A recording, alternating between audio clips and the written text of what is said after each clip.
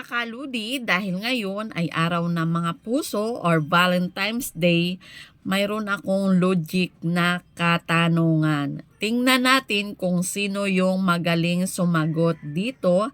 At syempre, mayroon din akong kaunting sorpresa sa makakasagot nito mga kaludi. Ito yung aking katanungan. Makinig.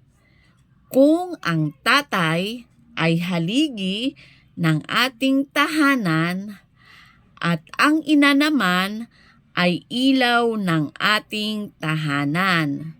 Ngayon, ang tanong is, ano naman ang anak? O diba, ganon. O diba, mag-isip-isip na mga kaludi.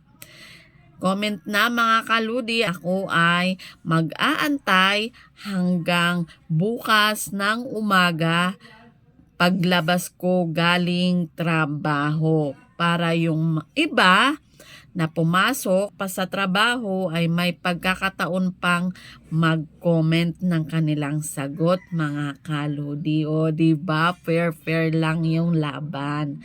Share nyo na yung videong ito. And thank you for watching. See you tomorrow. Babu!